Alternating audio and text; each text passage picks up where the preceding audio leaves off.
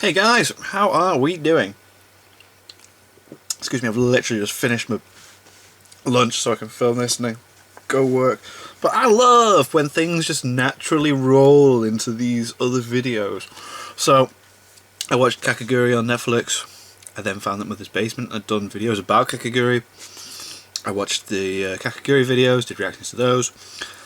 He mentions Kaiji and how decent it is. And then you guys leave comments on those reactions saying that Super Eyepatch Wolf's done a video called Why You Should Watch Kaiji. And so here we are. All because of you guys. So, this does look awesome from the little bits that Mother's Basement was discussing. So and I am tempted to watch it. But let's see if Super Eyepatch Wolf can just push me over that edge of doubt. Because when you come start watching a new anime and there's lots of episodes out there, it can be a bit like daunting at first. But as long as I know I'm going to be in for a decent ride, I'm on for it. So let's do this. Why you should watch Kaiji Ultimate Survivor. There is a moment in Kaiji Ultimate Survivor where an old man reaches into a tissue box in order to pull out a raffle ticket. And this moment, this one tiny movement, is perhaps the most terrified I've ever been while watching an anime. Yeah? It's hard to describe the really sheer level of drama and tension in this scene, as well as the potential consequences for every character in it. Right. And it created this amazing feeling of excitement crossed with omnipresent dread that I have yet to experience again. Alright, but the question is how? How does Kaiji make these little moments of gambling feel like life or death battles of survival? Yeah, how does it do? Well, friends, we're going to be answering that question today, and in the process of doing so, talk about why you should watch Kaiji Ultimate Survivor. Cool. Gambling anime has to be one of the stranger subgenres in the medium. To be honest, Kakaguri is the only one I've watched. Card Battlers, which is kind of its own. Although, wasn't that from set of rules? Gambling Death anime Parade, are usually pretty niche and aimed at a very particular audience, Mm. and that only began to change recently with the widespread success of this season's Kakaguri and the moderate success of 2015's. I suppose you could class that as a... These are both great shows that I heartily recommend. I do feel they fall short in achieving I didn't really like Death Parade, I'll be honest. Of what I'd consider the best in genre, Kaiji. While other shows treat the act of gambling with a playful curiosity, Kaiji is different. Kaiji is obsessed with the act of gambling. Right. And this passion stems from the author of the Kaiji manga, Nobuyuki Fukumoto. While Fukumoto claims not to be much of a gambler I do like himself, this different his love animation of the subject stuff. is plain to see from the fact that he's worked on 7 other series, all of which center around gambling in some way. So that's cool. And that's only the ones I could find translated into English. And it's this passion that's so palpable while experiencing Kaiji. You can tell there's a real love and reverence for the mechanics of risk and reward in this series. Right. So much so that even if you yourself have zero interest in gambling, you can feel Fukumoto's sheer dogged passion for the subject bleed from every episode. And this passion is infectious. It's hard not to get swept up in Fukumoto's love for the game of risk and feeling yourself. The world depicted by Kaiji is one of Japan in the late 90s, right in the middle of what is commonly referred to as Japan's lost decade. A period of economic stagnation, the worst the country had seen since World War II, which caused unemployment to surge to about 5.5%, making life extremely difficult for any young high school or college grads looking to enter the workforce, leaving them vulnerable to low-paying jobs and poor working conditions, as well as making it very easy to fall into large amounts of debt. Enter our main character, Kaiji. A young NEET, meaning not in education, employment, or training. The economic situation means Kaiji spends his days I didn't realise that's what it stood for, that's cool. And it's the little ways the series sells Kaiji as a character in these opening scenes that make him so compelling. There's a sign in his room that reads, "The future is in our hands." A hopeful message, but something he very clearly doesn't feel. He's deeply frustrated by his inability to find work or make something of himself. but also angry at the society around him that's trapped him in this situation. Right. And you can see this by his tendency to vandalize expensive imported cars. Right, God. It's a small little action, but I think one that's very telling. Kaiji both despises the owners of these cars for their wealth, but also wishes he had what they did. Of course. And the fact that he doesn't is the source of Kaiji's deep feelings of inadequacy and despair. Like life has passed him by Oh, man. and he's lost control That of his sucks future. when that happens. And it's easy to imagine a lot of young people from Japan of this period feeling the same way Kaiji does. And I think the fact that Fukumoto wouldn't have been that much older than Kaiji during the lost decade lends a level of authenticity to his writing. And speaking Decent. personally, as someone who was in a very similar situation not that long ago, I could really relate to Kaiji's feelings here. It's tough to feel lost in life and to not know which direction to move in, and it's also a universal problem that mostly everyone is going to face at some point. Definitely. And so it's refreshing to see a main character suffer there in such a myself. mundane yet realistic way, and be defined not by what makes them special or exceptional, but in how human and relatable their problems feel. Later in the episode, Kaiji is visited by a loan shark and is informed that a loan he co-signed on as a favour to a co-worker has defaulted to him, and he's now in debt to the tune of 3,850,000 yen. And so his only way of paying it off and regaining control of his life is by entering the dark world of underground gambling. Secret events where heavily indebted people gamble massive amounts of borrowed money at the hope of clearing their debts, but at the risk of much greater debt, enslavement, or even death. Oh my God. And I think what makes Kaiji as a character so much fun to watch in this environment is that his skill set isn't that he's specifically talented at gambling. In fact, the first thing that happens in the show is that he loses a game of poker. Right. Rather, Kaiji's ability that makes him so damn entertaining is, as the title of the show implies, his ability to survive. Right, okay. Rather than understanding one specific game or rule set, like say Mahjong or Duel Monsters, Kaiji has a far broader ability to analyze a given situation, view it from all angles, and form a plan to overcome it. And sometimes that means rigging a game of rock, paper, scissors or dice in his favour, and sometimes it applies more directly to dangerous situations, like having to cross a large metal beam suspended 74 meters in the air. My God. And it's exhilarating watching Kaiji run the Oh, numbers that's cool. and break down these problems, piece by piece, Make sure I keep it slowly censored. tipping the scale in his favour, gradually trying to claw his way back to regular life. And because of all this, it means that you really, really root for Kaiji. It's Yeah. hard to watch him struggle in such a difficult world, but it also makes the little victories feel worthwhile. Cool. There's a moment in the second season where he comes into enough money to actually buy himself a decent meal, and I swear I have never felt so happy for a main character. Cool. But before we go any further, I'd like to address what I think is going to be a deal breaker for a lot of people. Okay. And that is Kaiji's art style.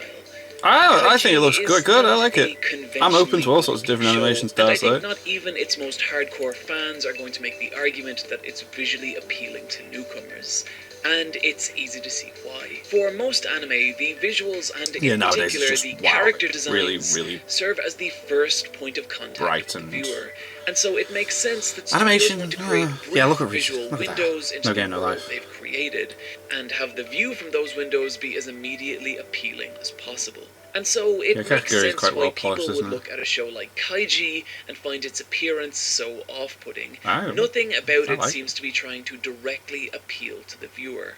Every part of Kaiji's world is designed to look harsh and unforgiving. From the sharp, angled facial features that make some of its characters nearly feel beastly or demonic Yeah. in appearance, It adds to it, yeah. the thick black lines its characters are rendered in, making them feel solid, rigid, and heavy. But the reasons Kaiji's visuals look so unsettling is that the world of Kaiji is unsettling. Right. It's a harsh place, Whoa.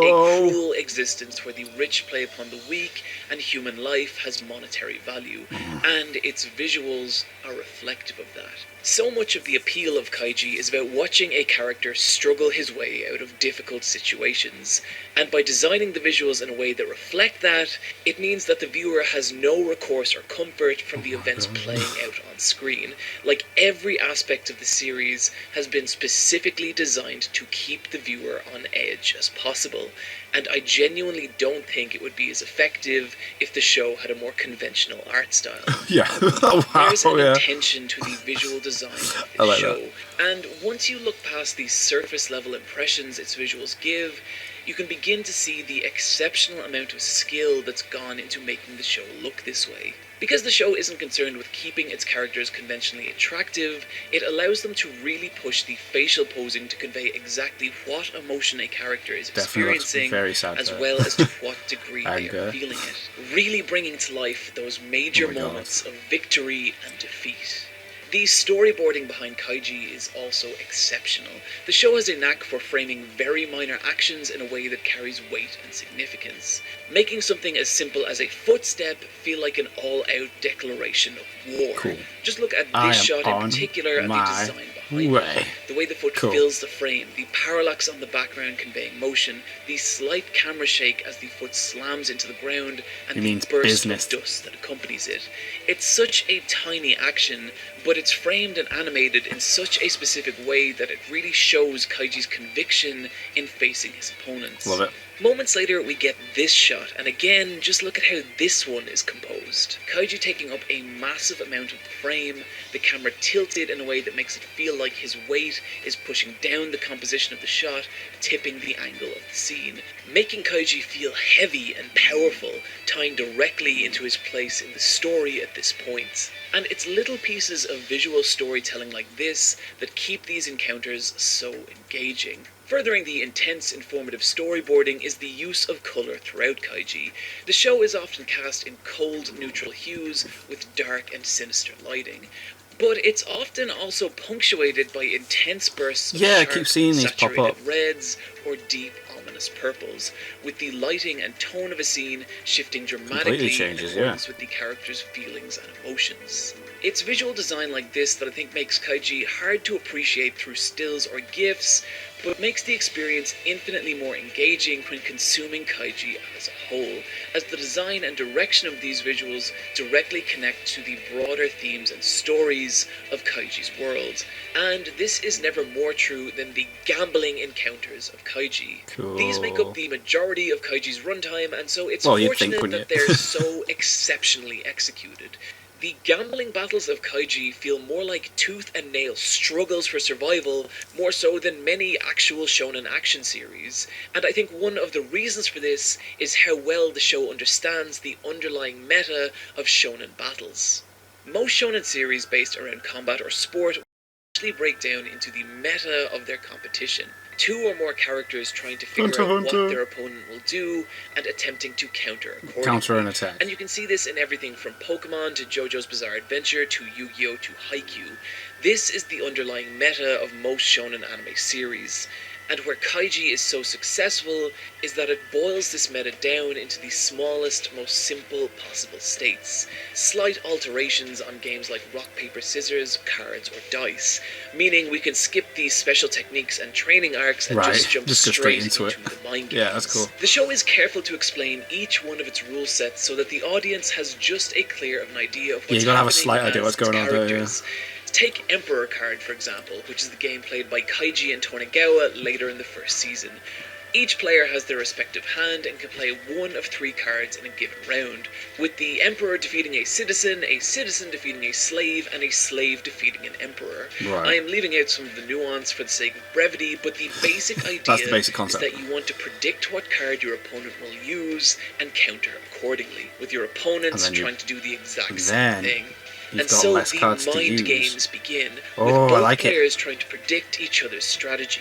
And what I think really makes this work is the fact that Fukumoto does not take the easy way out of these encounters. Right. It feels like he really sat down and took the time to figure out the rules of these games and what strategies could be actually viable. There's never a point where Kaiji notices some impossible detail or is saved by any kind of Deus Ex Machina. Rather, he forms his own strategies by carefully observing his opponent, as well as deeply considering the rules of the game. And slowly he draws out the subtle tactics of each one, carefully edging his opponent towards defeat. And by giving us all the same information Kaiji has, it means that we are right there with him, trying to figure out these games and their strategies in the same way. Feeling more involved. There's no moves made by Kaiji or his opponents that we ourselves couldn't have thought up if we had the time and creativity. Awesome. And this exponentially raises the intrigue of these games, that was the problem drawing with us directly into the mind games of the characters, making it especially thrilling when a character uses an obtuse strategy from out of left field and completely changes the flow of a game. The battle with Tonegawa is also a fantastic example of how the show creates stakes. Because of the vast difference in Kaiji and Tonegawa's financial wealth, Kaiji can't match the massive sums of money being put forward by Tonegawa, is that the ear thing, and so is forced to use his body as collateral, what? with a device being attached to the side of Kaiji's head that aims a small drill directly into his ear, with Kaiji forced to bet with the units of centimeters between the drill and his eardrum. And if that sounds like it's going to be a little hard to watch, you have no idea. In any other series, it would be easy to wave off such stakes, safe in the knowledge that the main character's plot armor will protect them. But here's the thing. Kaiji can lose, and lose bad. Yeah. There are several instances where I genuinely thought the stakes were too high for Kaiji to suffer a defeat, only to watch as a tragic twist of fate robbed him of victory. Yeah. And I don't think I've ever seen a show so willing to hurl its main characters into such deep abysses of despair. And just when you think he's hit rock bottom, you watch the floor beneath him shatter as he sinks even further. It's heartbreaking, but it also gives a huge amount more tension and weight to each one of the encounters. And it's also with that context that the drill aimed at Kaiji's eardrum begins to feel that much more real and dangerous. And the same is true for nearly every encounter of the show. There's always something very tangible and defined on the line, with the results having massive life-altering consequences, both for Kaiji as well as those around him. Furthering the intensity of Kaiji's gambling encounters is the series' stellar use of surreal visual metaphors. The sheer level of creativity the show employs to bring these encounters to life is exceptional, often giving physical form to the thoughts and feelings of its characters. Like in our pulse-pounding battle with Tonegawa, Kaiji, hopelessly outclassed, having every one of his moves predicted and countered, begins seeing his opponents as an all-seeing, all-powerful demon god. And it's all accentuated by some terrifically executed sound design. Just check out this clip and how the sound of jet engines are used to push the velocity of Tonegawa's movements.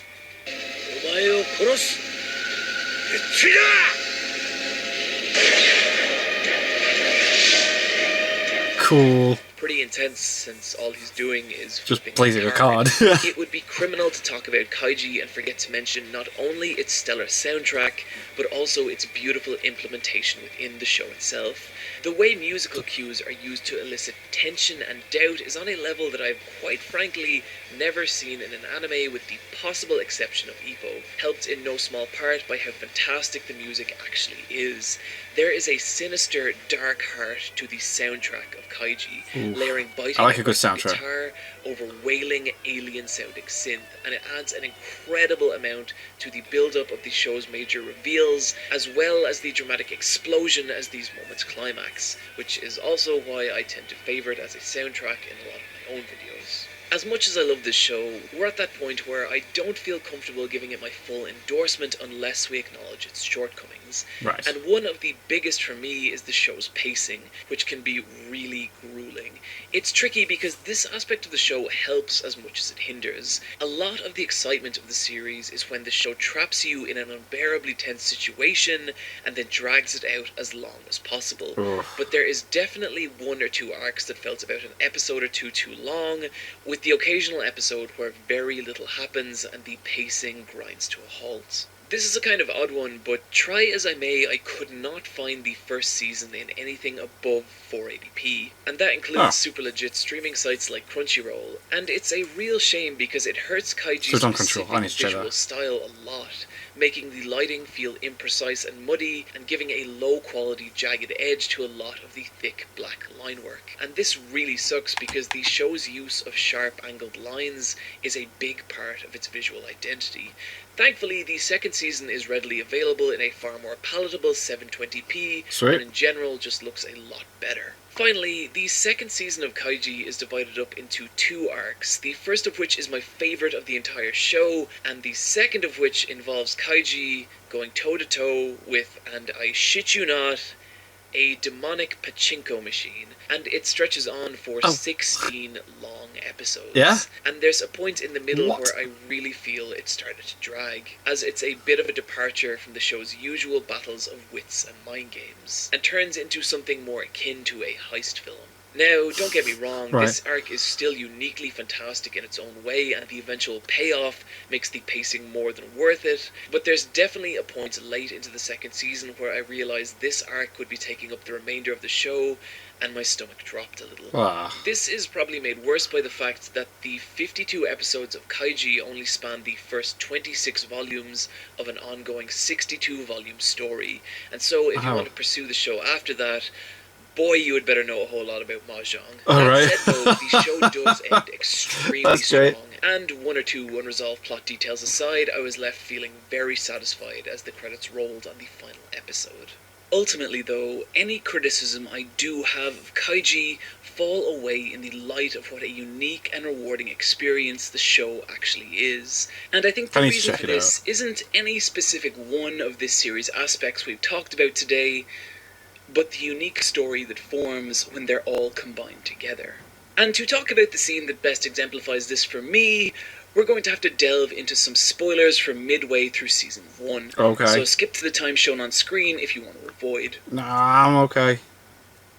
Our scene takes place halfway through the steel frame crossing arc, where Kaiji and a group of indebted people are attempting to cross a giant electrified steel girder suspended hundreds of feet in the air. It's electrified. The group start off hopeful, but as the event goes on, the sheer mental drain of the situation begins to set in, and slowly they begin to lose their composure and start to panic, until suddenly, one by one, they begin to fall, until we're left with just a handful of contestants, one of whom is Ishida, a man Kaiji saved from enslavement at the end of the previous Ship of Hope arc. Yeah.